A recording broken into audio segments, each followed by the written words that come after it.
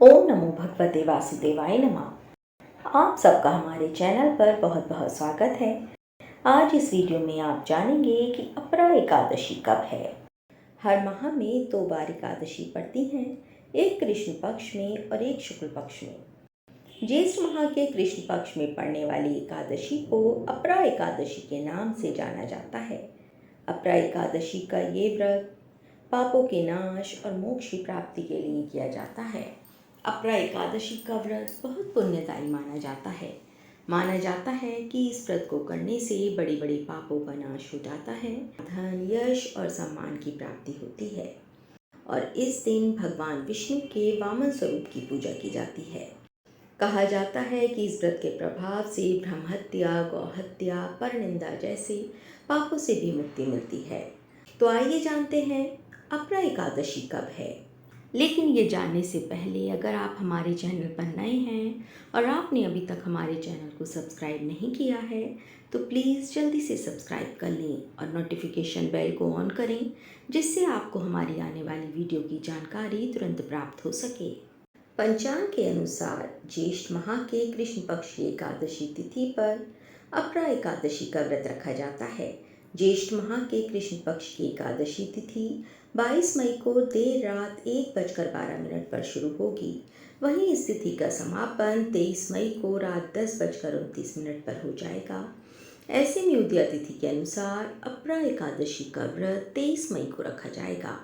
इस व्रत को करने से सभी प्रकार के पापों से मुक्ति मिलती है, साथ ही पुण्य की प्राप्ति होती है, जो गंगा स्नान, स्वर्ण दान, भूमि दान और गौदान के समान है। धन धान्य और सुख समृद्धि की प्राप्ति होती है, मान सम्मान और यश में बढ़ोतरी होती है।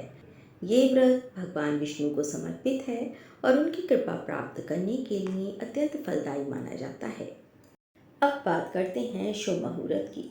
सूर्योदय सुबह 5:26 पर होगा और सूर्यास्त शाम 7:10 पर होगा। पूजा के लिए शुभ मुहूर्त सुबह 4:04 से 4:45 तक है। विजय मुहूर्त दोपहर 2:35 से 3:30 तक है। गोधूली मुहूर्त शाम 7:08 से 7:29 तक है और निशिता मुहूर्त रात 11:57 से 12:38 तक है। अब बात करते हैं अपरा एकादशी पूजा विधि की। दशमी तिथि की रात्रि में सात्विक भोजन करें और ब्रह्मचर्य का पालन करें। सुबह जल्दी उठकर स्नान आदि से निवृत्त हो जाएं। एकादशी के दिन प्रातः सूर्योदय से पहले उठकर स्नान करें और व्रत का संकल्प लें। स्नान के जल में गंगा जल मिलाकर स्नान करना शुभ माना जाता है। घर के मंदिर में दीप प्रज्वलित करें और भगवान विष्णु का गंगा जल से अभिषेक करें। पूजा स्थल पर भगवान विष्णु की मूर्ति या चित्र स्थापित करें। उन्हें पीले वस्त्र अर्पित करें। चंदन, फूल, धूप और दीप जलाकर उनकी पूजा करें। तुलसी दल अवश्य अर्पित करें और भक्तों, आप अपनी पूजा में तुलसी दल अवश्य शामिल करें, क्योंकि बिना तुलसी दल के विष्णु भगवान भोग स्वीकार नहीं करते हैं। तो आप तुलसी दल अवश्य शामिल करें, जिससे विष्णु भगवान आपका भोग स्वीकार कर सकें। भगवान विष्णु को फल, मिठाई और तुलसी डालकर ही भोग लगाएं।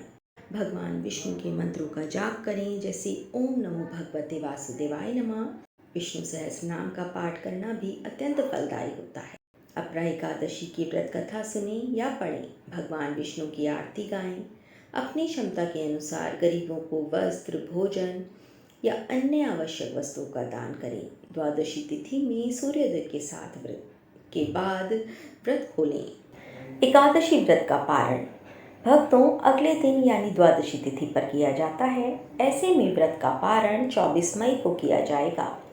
अब व्रत पारण का शुभ मुहूर्त सुबह 5:26 से लेकर सुबह 8:11 तक रहेगा। आप शुभ मुहूर्त में पारण करके अपनी व्रत को पूर्ण कर सकते हैं। राधे राधे।